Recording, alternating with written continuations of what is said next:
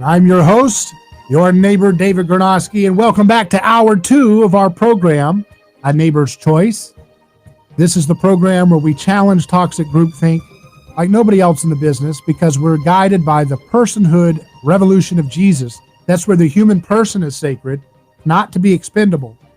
What Biden and Kamala Harris offer us, as most politicians have always offered us, is more and more sacrifice of some for the greater good. That is a lie. It doesn't work.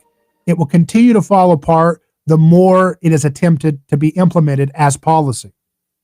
There are some people who believe, hey, if we have power of the state and we can surveil you, we can record all your calls. That way we can use it as blackmail if we have any political pushback from bad, people with diverse opinions. They want to be able to have control over your ability to have self-defense. They want to allegedly defund the police and then create some kind of busybody nanny state police force that's worse than anything we can imagine. They want to be able to stop people from having access to bank accounts, stop you from having access to social media. They want to ban you from social media platforms. And then when you're banished, they can say all kinds of things, make up lies, and gullible people, low information people believe it. And you have no ability to have any response. But all of those heavy-handed tactics will continue to backfire because they're trying to take two things and squeeze them together. They're trying to do the heavy-handed tactics of barbaric ancient society, which was all about sacrifice, all about trying to create order through sacrificing some instead of letting everybody fight it out, having controlled violence, sacred violence, a monopoly on violence. That's what government is, right? It's a monopoly on violence. And they do that with this idea in mind that somehow, some way we can have sacrifice, but we can do it in a Christian flavored way, because Jesus brings in this idea that no, we shouldn't sacrifice the weak. We shouldn't sacrifice the vulnerable. We should allow the vulnerable to have a place, that the vulnerable should be lifted up, that God delights in vulnerability, that society will have the first shall be last and the last shall be first. God desires mercy, not sacrifice. Do not resist evil with violence. All these different passages are symbols and stories that give us a clear meaning of what Jesus intended when he started his movement in history. And we're thoroughly infected with the afterglow and the infection of his movement in our imagination, in the West, in our sense making, in our storytelling, and we ignore it at our own peril. Because when you have people trying to use barbaric, brutish sacrifice mixed in with Christian care for the vulnerable, they don't fit, they don't mix. And that's why all the political ideas that we have in the world today, when they try to say, hey, we're going to force people to sit in the home, that's using force, that's using violence, that's using brutal domination, and you're mixing that with a concern for victims. And that doesn't mix because you cannot create unanimous consensus on that. You can't create believability. It creates schism. Our media class today is so distrusted because their track record of lying us into war, lying us into bailouts, lying us into new policies that hurt the poor and hurt the middle class and destroy our ability to create wealth. They lie for decade after decade. People finally start to wake up to how much the media lies. And what happens? They don't believe the media for anything now. The priests of the media, the high priests of the media, do not have any credibility. Even when they're right, nobody's going to believe them. Kind of like the cry wolf thing, you say lie, when if it shows up to be truth, nobody's going to believe you then either because you've been lying all the time. The media told us we wouldn't survive if we didn't bail out Goldman Sachs and all the big banks. And then when we saw how ugly it was, they just turned it into a partisan thing. Oh, it was just capitalists. We got to blame them. The media lied and said that if we didn't surrender our freedoms after 9/11 and create a Department of Homeland Security and have a TSA and all these gargantuan programs that have been created, making billions for people in the third-party companies that provide the they execute these gargantuan bureaucratic efforts. Media told us if we didn't do that, we'd have terrorism. It'd be a disaster. The media told us that if we didn't go into Iraq would, Saddam Hussein was connected to Al Qaeda and Osama bin Laden. The media tells us to this day that if Trump wants to get out of Afghanistan after 19 years, that's a little too soon, a little too quick.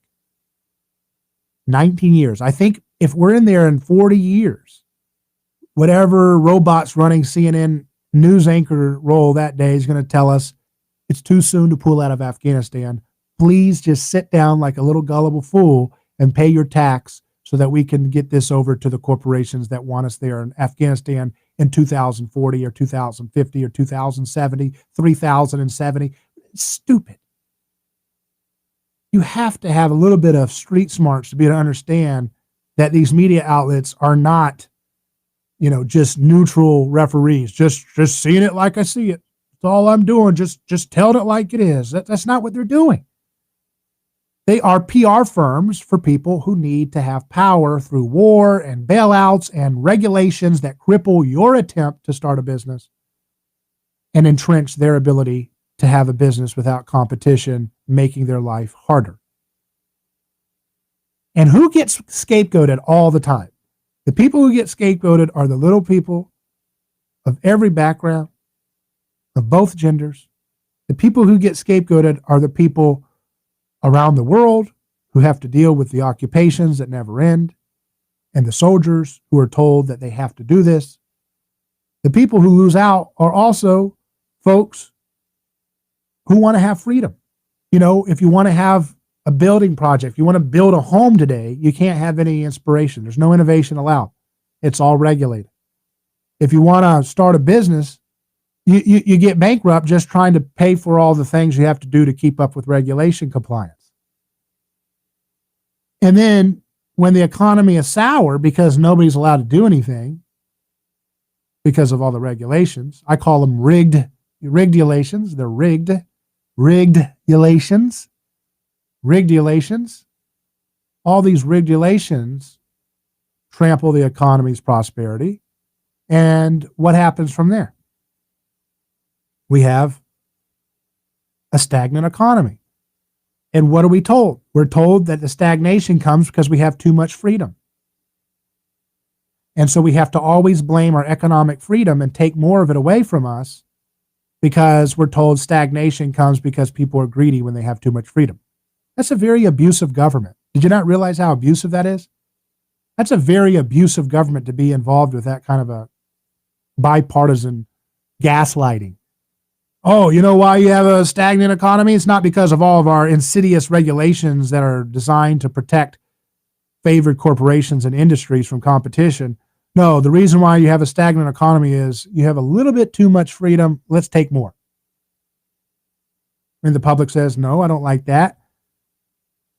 And then we have one whole brand, the Republican Party, that still uses language like free enterprise and free markets, and they do nothing whatsoever once they have power. Remember back in 2012 when all the Republican presidential candidates were saying they were going to cut like 3 government agencies on day one? They didn't do anything. We had a president here for this last term, no government agencies were cut. Now, he did trim regulations more than any other Republican. So as far as Republicans, if they're all F minus, he's looking like a really, really good in terms of at least removing regulations to some degree. But there's been no substantial cuts of these useless government agencies at the federal level.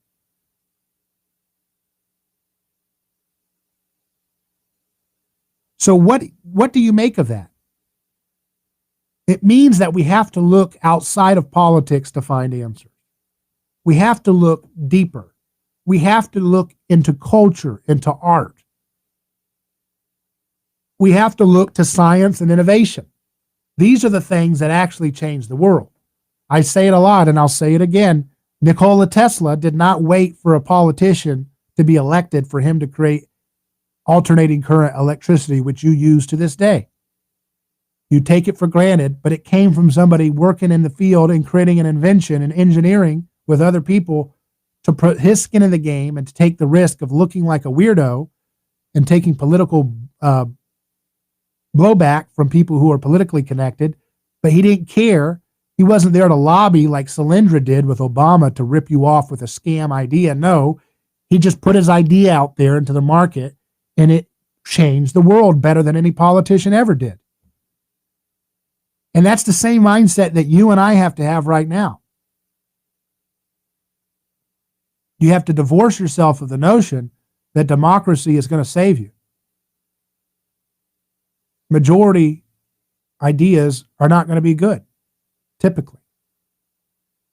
The greatest stuff, the best ideas are going to look on the margin. Do you think the majority, if you polled the majority when Nikola Tesla first figured out AC current, do you think the majority of the population would have voted for that? They didn't understand what it was. They'd be scared of it. Remember, Edison was doing all kinds of PR campaigns because he had a lot of political stroke and a lot of media. Media is always working on the old ideas, by the way, usually. Always protecting the old paradigms. Helpful priests they are. And, Edison was running smear campaigns about alternating current by, electrocuting a dog. He had it set up to have alternating current electrocute a man on death row to scare the heck out of the public. So if you waited for the majority of the public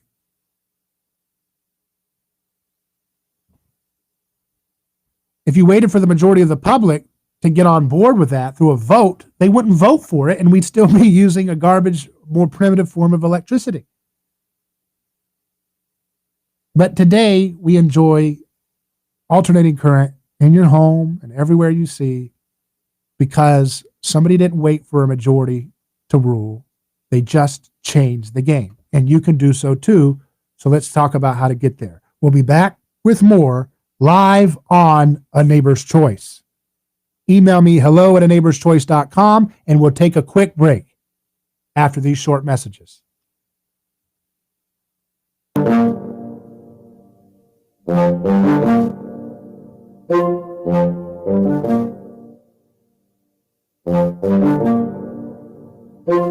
David Granosky, let me tell you about Gabriel. Every day, Gabriel puts on his boots and drives across America to make sure our store shelves stay stocked with the food people count on. See, Gabriel served our country overseas. He knows that America stands for freedom, quality, and caring for others the way we would like to be treated. That's why when Gabriel saw food shelves getting low during the pandemic, he hit the road as a driver with Oakley Transport. In the land of the free, where no one should go hungry, we need heroes like Gabriel to help keep America fed. CDLA driving professionals, join Oakley Transport today. Keep America fed. Visit oakleytransport.com or call them today at 1-877-8-TANKER. That's 1-877-8-TANKER. A lawsuit is not something that anyone looks forward to. It's a stressful process. There are attorneys in Tampa Bay that keep clients well informed, creating less stress. That law firm is Catania Catania. Personal injury law is defended with full disclosure. There is no guessing game. If it's an auto accident, medical malpractice, nursing home negligence, unsafe working conditions, or motorcycle accidents, the law firm of Catania Catania will handle the process worry-free from start to finish. Many victims don't realize they have a claim for the loss until they talk to Catania Catania. They only represent private individuals and treat every case as if it's going to trial. Putting families first is more than just a slogan. It's their way of practicing law. It's a commitment to you. Remember, they don't get paid if you don't get paid. So go to CataniaCatania.com. Over 28 years in practice. Catania Catania, personal injury, auto, and motorcycle accident attorneys. Catania Catania, putting families first. Office Tampa. Not attorney spokeswoman. Are you ready to transform your career? Jess Smith was too. She was stuck in a job that was controlling her life, consuming her free time, and offering little opportunity for growing her pay. Then she found FinTech Mortgage Association, and she never looked back. FinTech Mortgage Association makes home lending simple, and they take care of home buyers like family. Using technology to make everyone's life easier, FinTech Mortgage Association equips each of their loan solutions architects with the tools they need to build a career with a schedule they control, a product they can take pride in, and an earning potential that is life-changing. Unleash your true potential. Join FinTech Mortgage Association. Visit finmay.com. That's FINMAE.com. You're in charge now. NMLS ID 1492187. Equal housing lender.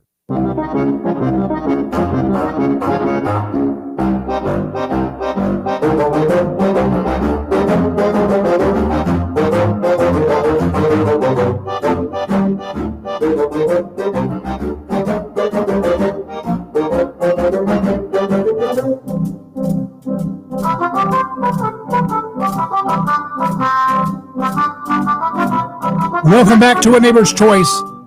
I'm David Gronowski here. A listener online says, only people coming together under the common defense of individual rights will get us through this nasty bout with lab coat communism. So that brings me to a point, which is, okay, so how do you protect, I call it personhood, right?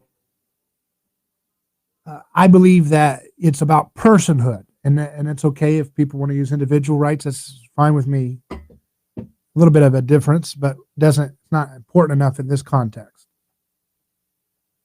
But the question is, how do you get people to lose their appetite for, as our listener described it, lab coat communism, or any other ism, which is using barbaric sacrifice through political power to sacrifice some people's freedoms for so-called greater good, to sacrifice some people's wealth for so-called greater good, to sacrifice some people's health for the greater good.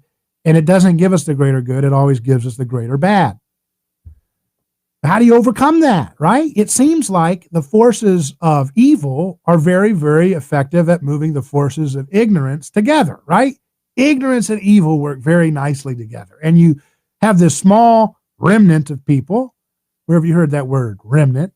Remnant of people who are really concerned with the protection of human persons, no matter who they are. And that's considered quaint. It's considered politically untenable. We just got to join the crowd and become collectivists and fight it out and tribes. I just don't see that working at all for a lot of reasons, which we could get into. But I'll put it this way. Human beings are not rational in their acceptance and worship of government. Humans don't rationally decide to worship the state. It is something that comes from thousands of years of anthropology. Governments today are vestiges of ancient religions that used ritual and taboo and prohibition to create order. And when you violated those prohibitions and taboos, you would have a sacrifice. You would have punishment. And they convinced themselves that it was their ancestors and the gods that had come before them that taught them that this is the way you avert chaos. And Jesus came into this story and said, I'm going to smash that system by letting it collapse on me.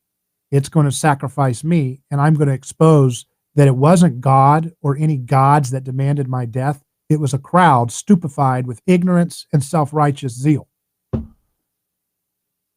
It was a crowd of envy. That's your God.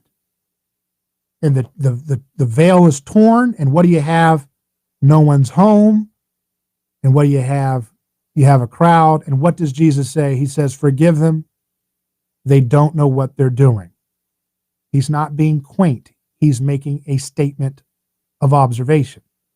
They don't know what they're doing. And ever since then, we still don't know what we're doing in some sense, but we increasingly do. It's a slow process because we're a slow species to wake up to our hypnosis of sacrifice. We delude ourselves into believing that it's just and it's right and that it will work. But try as we might, And whatever political ideology comes around and says, oh no, it'll work because we're the good guys for sure this time, it always blows up the moment they try to go for that power grab and exert domination over another group and start sacrificing some for some greater good. So how do you get people to understand individual rights and protect individuals from the crowd?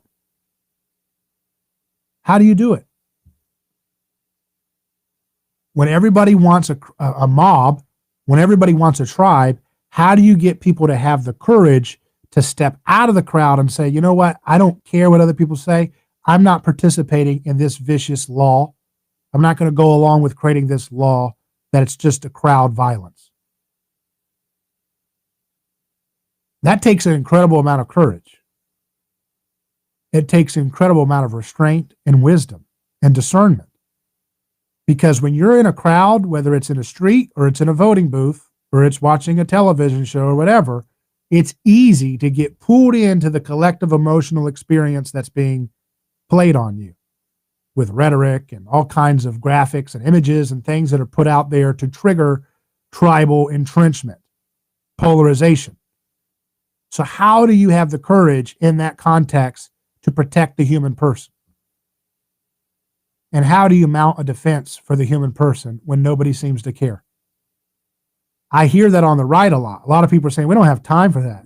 It's all hands on deck. We got to fight like the left.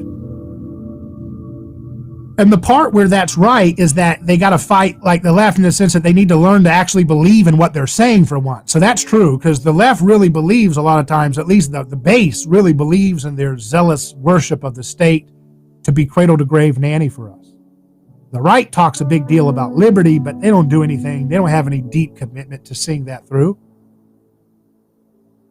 So that's right. But I think that that impulse on the right is wrong to emulate the left when it comes to wanting to embrace tribalism or identity politics or some kind of idea that sees human persons as not as important. Because when you do that, you're just going to fall into the same failures that the entrenched cultural hegemony of the left is seeing right now. You're going to see it fall apart.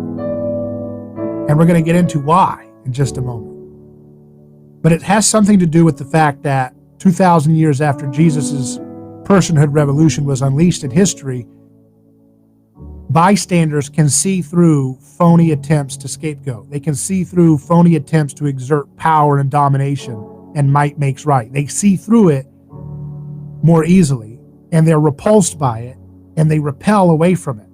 And so if you're trying to imitate a tyrannical left by becoming a more tyrannical right, that's not going to create anything but obsession with each other, not solutions. And people who are caught in the middle are not going to be persuaded by two parties that look almost identical to one another in their love of power and their use of sacrifice to have their way.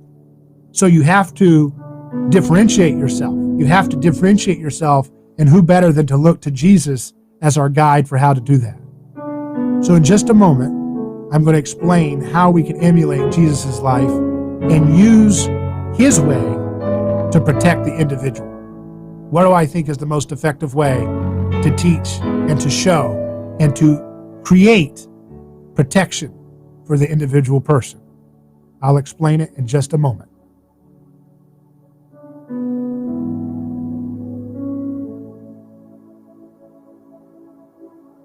There is all kinds of lunacy going on with the madness of 2020. Weekdays 11 to 2. I'm just so fed up with these Democrats. It's unbelievable. Get it straight from Chris Plant. They're so hypocritical. It makes me sick. It's the Chris Plant Show. This has just got me going off. And the left is waging war against the police in the United States. Telling it like it is. You should be thanked profusely for getting to the point. You're a voice of reason in the sea of idiots. The Chris Plant Show. Weekdays 11 to 2. News Talk 1040 WHPO.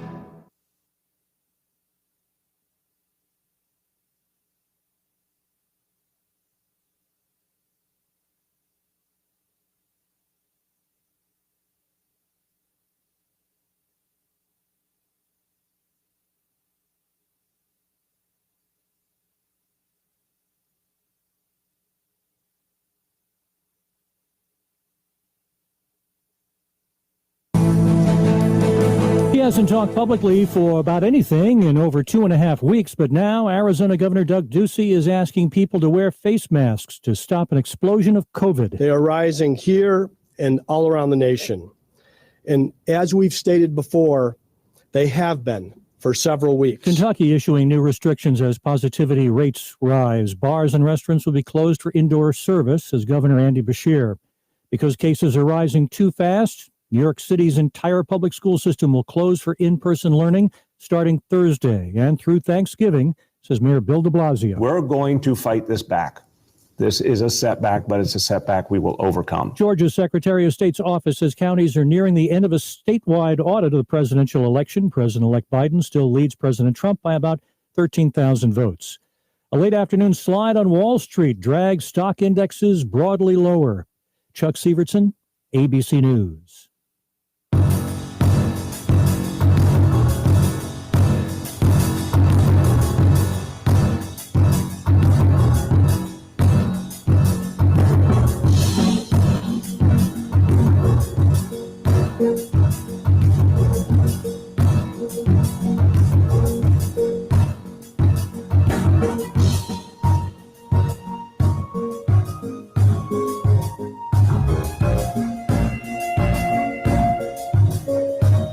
Welcome back to A Neighbor's Choice. We're live across FM and AM in Radio Land and our website, aneighborschoice.com.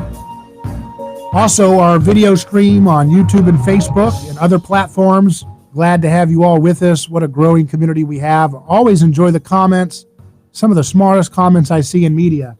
And I get the pleasure of having these great conversations unfold here in our comment sections each day.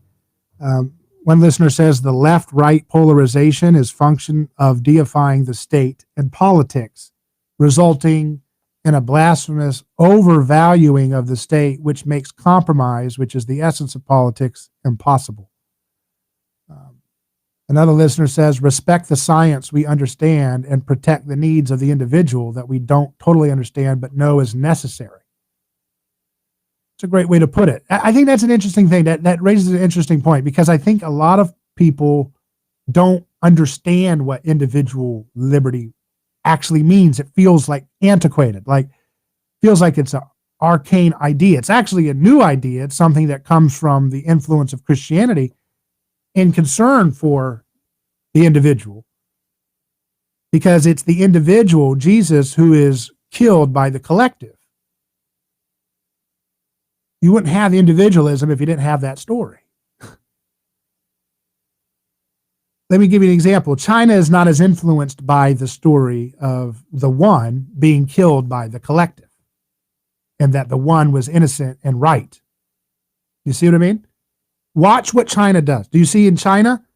They have Christians, but it's still underground. It's still working. The Christian infection is a little bit newer, or not as deeply entrenched in China as it is in the West. So in China, they don't have the notion of this grand story that undermines all mythologies like Christianity, where the one is killed unjustly by the many, and yet the world is enraptured by imitating the one who was unjustly persecuted by the many. With that story, you have the birth of individualism. You have the birth of personhood. When that same person is saying things like leave the 99 and go after the one, when that same person that we emulate in various levels and degrees, Jesus, is saying God desires mercy, not sacrifice, that throws a monkey wrench into our political ideologies that want sacrifice all day long. And those who want to justify the sacrifice in light of Christianity's influence in our culture will say, well, hey, we're doing mercy, but it's mercy via sacrifice. But Jesus doesn't say that. Jesus doesn't say God desires mercy via sacrificing your neighbor's income, sacrificing your neighbor's business to a business lockdown, sacrificing your neighbor by, banning his ability to have meat without a huge tax, sacrificing your neighbor's ability to pay a wage as he deems or as the employer wants or as the employee desires, sacrificing your neighbor for this, that, That whole process is an attempt to try to bring back the brutal, barbaric nature of the ancient world, but put Christian flavoring into it, and it doesn't fit. It doesn't work. So I talk about personhood, but individualism is another ideology that has some overlap, and I disagree with it on some things, and I don't want to get into it now because it's kind of a distraction from where the broader topic is going. Because my question is, how do you get people to care about protecting individuals or persons when everybody feels like the polarization of our time requires us to entrench even deeper into identity politics and collectivism, which inevitably means sacrificing individuals as expendable? So how do you do it? Well, you do it by imitating Jesus. He said, pick up the cross and follow him. That's simple enough, right? No? So how do you do it? How do you actually get people to protect human persons? How do you get them to care without feeling like it's some kind of arcane enlightenment theory? People say, well, we have to ban the AR-15 because some persons might use it in a violent way. But when you ban something, it doesn't make the gun go poof. If you have 10 to 15 million AR-15s, or maybe many, many more in America, if you say, yeah, thou shalt not have an AR-15 and you'll be punished by these things and this thing and that thing. That's an attempt to sacrifice people who have AR-15s. The idea behind that is that individual personal rights to own a gun are not as important as the collective's right to feel safe. Emphasis on the word feel, okay? They feel like having individual rights to a gun endangers their life. Therefore, they preemptively sacrifice those who want to own the gun by putting a law that bans it and has punishments against persons who have it. So that is an attempt to use barbaric sacrifice to achieve something which sounds on the surface like a Christian idea, right? Because a Christian idea should use nonviolence, right? Shouldn't use guns, the idea says, right? The thought says. But they try to use guns to ban guns, because what's going to stop guns? You're going to have to send people with guns to round up guns. We saw that in Chicago, where they had an anonymous tip for Royal Wilson's house, who was, I think, a 9-year-old young African-American boy and living in the inner city of Chicago with his grandmother and other members of the family, when an anonymous tip came in that there was an AR-15 in the house that I guess was violating a rule or whatever. Turned out there was no AR-15 in the house when the police arrived, but that was too late. There was a whole SWAT team of people armed with, guess what, AR-15s storming into the house and arresting 9-year-old Royal Wilson, handcuffing him in the ice-cold rain at the time, along with his children, his siblings. That's the reality of the gun violence behind gun laws. So it's Satan casting out Satan. It's not mercy. It's sacrifice, you see. It's sacrifice that's marketed as mercy, but it's actually sacrifice. And so that's the reality of gun laws. So when you try to deny people's individual right to own a gun, what you're doing is you're calling in the forces of sacrifice to try to stop something that only can be changed through heart, through a cultural transformation. So how do you get people to care about individuals when they want to get entrenched in tribalism? How do you get people to care about the individual right to own a gun, to own a business, to start businesses without having obscene licensing laws, occupational licensure, and regulations? How do you get them to stop being numb to victimless crime laws and the detrimental effect that they have on families? How? Here's my best take on this, at least what we can cover today. The best way to do this, in my opinion, is to imitate the gospel itself. The gospel stories are written texts, so they're media. But they're media that tell the perspective of the wrongful persecution of an individual from the perspective of the wrongly persecuted individual. Whoa! Did you catch that? the gospel stories are texts, but they're texts that tell the story of a wrongly persecuted individual, but they tell it from the perspective of the wrongly persecuted individual. Or at least they tell it from a perspective of people who are sympathetic in telling the truth about the wrongly persecuted individual. Did you follow? So what's interesting about the gospel is it is a type of text. It's a media. It's a piece of media. Media comes in many shapes and sizes. There's a media when you tell a story to a friend. You're a piece of media, oral tradition, or whatever you want to call it. You tell a story, you share a story with a friend, and they help you tell the story to another friend. That's media. Then there's written text. Then there's, you got pictographic, you got hieroglyphic, you got cell phone video, you got radio, what I'm doing right now, or video if you're watching on video. These are all media. And so with the gospel, here's my best way to encourage people to protect the human person. The best way is to tell the victim's story. Tell victim's story with media, because that's exactly what the gospel text did to change the world. They told the story of the wrongful persecution of the collective against a human person. He was accused of nonviolent crimes. He was persecuted. And you are told in the story that it's not a just persecution. It's not a righteous persecution. It's not a fair persecution. It's done in the cover of night. It's not done for righteous reasons. It's done for envy. It's done for jealousy. It's done for self-righteous delusion. It's done with groupthink firmly entrenched. So in the gospel, it is a piece of media that counteracts the dominant media. Does that sound familiar with what you have the opportunity to do in your life now? You can look around you and see victims of our collectivist system, grinding up people in small ways and in big ways. And you can tell their stories.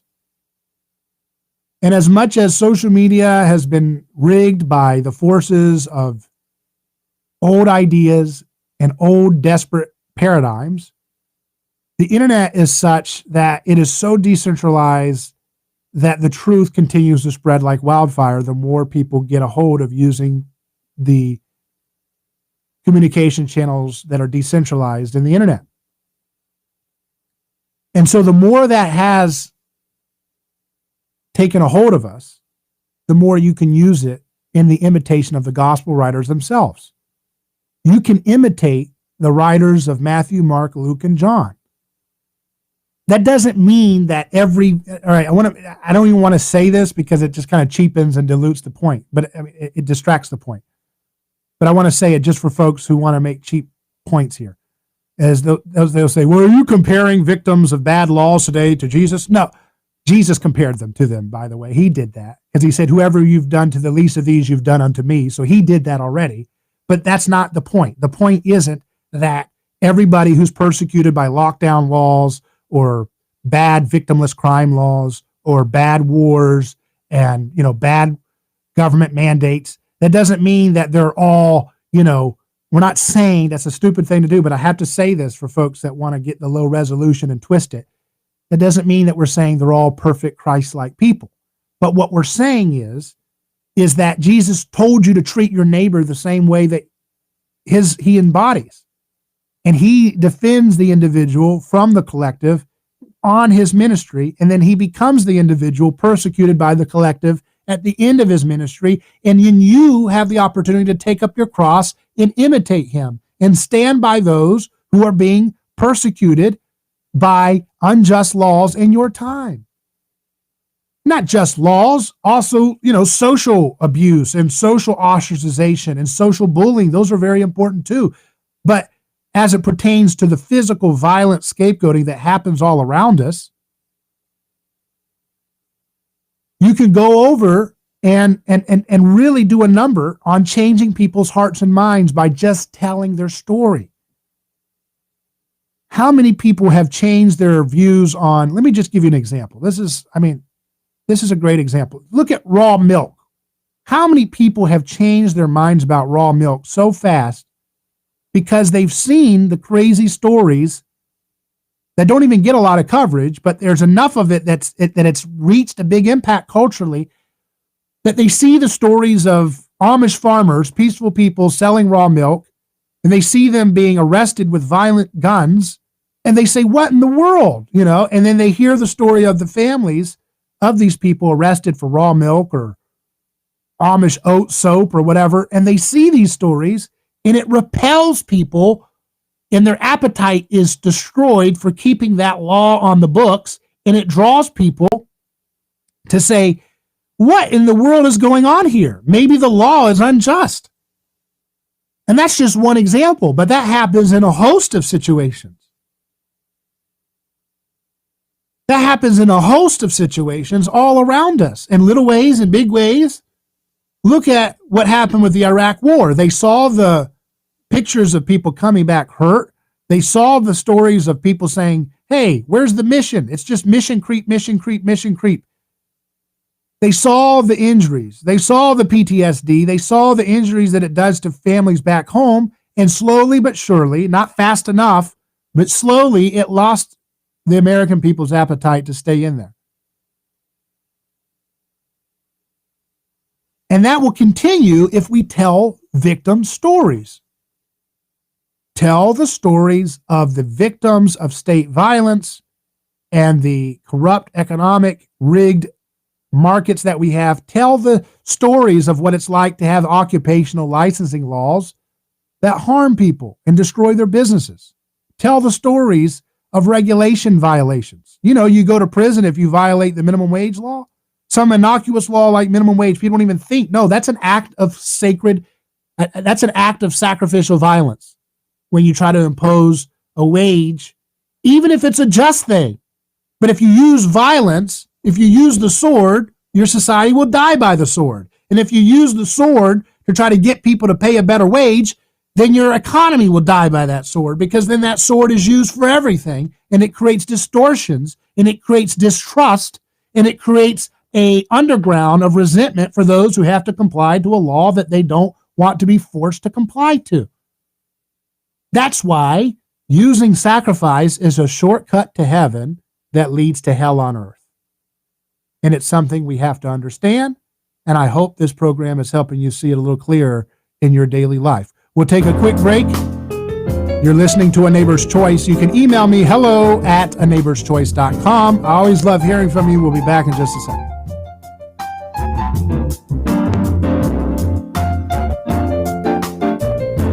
Hello, this is David Hronosky with A Neighbor's Choice. I've got a mission for you. I'm a big believer in eating family farm-raised, high-quality, grass-fed beef. That's why I'm a frequent customer of White Oak Pasture, a 6th-generation beautiful farm in southwest Georgia. Support sustainable, delicious meat of the highest quality. Ask for White Oak Pasture's beef at your local grocery here in Florida, or go to whiteoakpastures.com, and first-time customers get 20% off on purchases with our exclusive coupon code NEIGHBOR. Before you know it, the NFL season will be ending, the playoffs will be arriving, and the 2021 Tampa Super Bowl will be in sight. This year, we're giving aspiring young kickers from around the world and in Florida the chance to show off their abilities and win 4 tickets to the Florida State Notre Dame game in Tallahassee, scheduled for September 5th, 2021, with $250 spending cash. Visit protogroup.com/Super Bowl to register and find details on how to enter. Parents and legal guardians encouraged to register under 18-year-olds. Winning videos will be streamed on the social media platform Sue, that's spelled TSU, and the overall winner will be announced by a special celebrity guest during our Super Bowl halftime Sue video radio media broadcast on the Riverwalk in Tampa. The winner will be chosen on style points, distance, and unique presentations on how they place the ball over the uprights. Runners-up will receive merchandise from the Hall of Fame, and the most liked entry will receive an extra bonus prize. Register now at protogroup.com/Super Bowl. protogroup.com/Super Bowl. Be a winner at protogroup.com/Super Bowl in association with Sue Social, social that pays. A lawsuit is not something that anyone looks forward to. It's a stressful process. There are attorneys in Tampa Bay that keep clients well informed, creating less stress. That law firm is Catania. Personal injury law is defended with full disclosure. There is no guessing game. If it's an auto accident, medical malpractice, nursing home negligence, unsafe working conditions, or motorcycle accidents. The law firm of Catania Catania will handle the process worry-free from start to finish. Many victims don't realize they have a claim for the loss until they talk to Catania Catania. They only represent private individuals and treat every case as if it's going to trial. Putting families first is more than just a slogan. It's their way of practicing law. It's a commitment to you. Remember, they don't get paid if you don't get paid. So go to CataniaCatania.com. Over 28 years in practice. Catania Catania personal injury, auto, and motorcycle accident attorneys. Catania Catania, putting families first. Office Tampa. Not attorney spokeswoman. Hello, this is David Granosky with A Neighbor's Choice. I've got a mission for you. I'm a big believer in eating family farm-raised, high-quality grass-fed beef. That's why I'm a frequent customer of White Oak Pasture, a sixth-generation beautiful farm in southwest Georgia. Support sustainable, delicious meat of the highest quality. Ask for White Oak Pasture's beef at your local grocery here in Florida, or go to whiteoakpastures.com, and first-time customers get 20% off on purchases with our exclusive coupon code NEIGHBOR.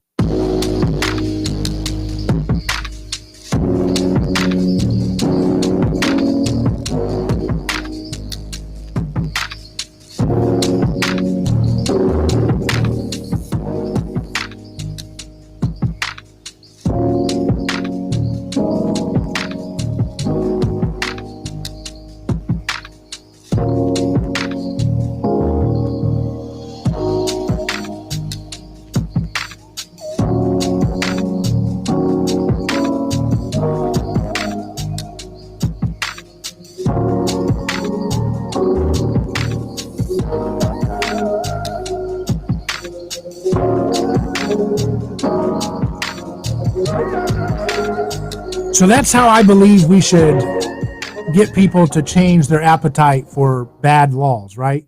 It's through art. It's through storytelling. It's through media, okay? So that means telling the story of unjust persecutions of individuals. Tell the stories. If you made a movie that shows the violence of minimum wage laws and in an emotionally powerful way, that could do a huge influence in the culture at showing the unseen, untold damage of such laws that sound good on paper but actually have secret and silent victims. If you tell a story that shows the unjust, unseen, hidden victims of our policy in Syria, in Libya, and you put a name to it, that the left understands this. That's why they do the Say Their Name campaign for George Floyd and Breonna Taylor and stuff like that, the stories like that. Because those stories, when you put a name to it, it becomes powerful. A statistic doesn't have the same emotional, visceral change effect. But when you tell individual stories, just like the Gospels tell the individual story of Jesus of Nazareth and the wrongful persecution of him, it has a transformative effect. It makes you lose the appetite for that collective violence just a little bit more. And that's a slow process, but you keep doing it. You keep telling those stories that are telling the story of an individual wrongfully persecuted by a collective, then you are doing a huge effect at changing the tyrannical appetite for collectivist laws. That's how you change it. It's not through intellectual persuasion.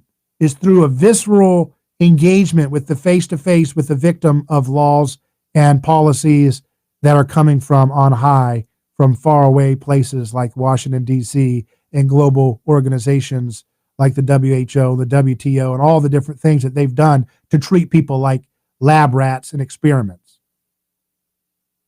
Lab rats and experiments. That's the way the Great Reset folks, the people who want, globalist policy, one world government collaboration type stuff, they want to treat human beings like lab rats, denied of their human agency, denied of their human free will. And it's up to the story, it's up to those who want to imitate the gospel writers themselves and tell the story of persecuted victims all around us. That will transform hearts and minds way faster, way better, way more deeper and long lasting than intellectual arguments about individual rights. Human beings are not walking brains on sticks. They are moved by their gut, by their intuition, by their instinct, by deeper emotional forces. They're motivated by stories. That's why the left has been so effective. They tell stories. They tell stories that stick with you. They put a face to it. If they want to stop a war, they put, Cindy Sheehan's face to it. And they say, this woman lost her son. This is our face. If they want to stop a police action, right? If they want to reform police in some way, some agenda, they put a face to it. They look for stories like Eric Garner caught on tape, on video, or George Floyd, and they caught on tape, different stories, and they tell a story with a face to it, and they show the video of families crying. And these are real pain. This is real suffering. But they use that, and then they use that to try to get more power, not getting rid of the violent system of collectivism, but just entrenching it and tweaking it for their own personal gain. And that's sad, because they're using the partial gospel technology, but they're twisting it for bad anti-gospel ideas by trying to justify more government power, more regulations, more things that always result in more hidden victims. And so that's what I have for you, is to understand, if you want to protect the individual person in a time when everybody's entrenching with politics, forget the politics, go deeper, tell the story. If you see someone being wrongfully affected, tell their story. It doesn't mean they're only a victim. When we say victim, that doesn't mean they're defined by their victimhood. We're not playing victimism here. What we're saying, if someone has been wrongly hurt, and there are many people, how many people have kids waiting for dad or mom to come home because of a ridiculous crime sentence, locked away for years and years, decades and decades for a first-time nonviolent offense? Tell their story. Interview the family on your Facebook page, whatever you have. MeWe, whatever. Use it to tell the story of victims around you, and that transforms people's hearts and minds. I've done a lot of different programs on radio, a lot of different formats, and I can tell you, the ones that I hear the most feedback from are the ones where I usually, or when I tell specific names and I have them on the program, and I let people who are in prison for a first-time nonviolent offense and they get a life sentence, and I bring them on, and I bring their daughter on or their son on, and they hear their life story. And that transforms people. That sticks with people than any statistic or argument or, analogy or any kind of allegory that I can make up myself. Just letting victims speak and letting that connection happen when human beings engage with one another. And they're like, wait a second, I'm like that person. They did a nonviolent crime. Why are they locked up forever? I wouldn't want to be that if I made a stupid mistake when I was young. Why would I treat them that way? And that changes people. And that's the way that the personhood revolution of Jesus will continue to conquer the world. I'm David Bernofsky. Let's get to work.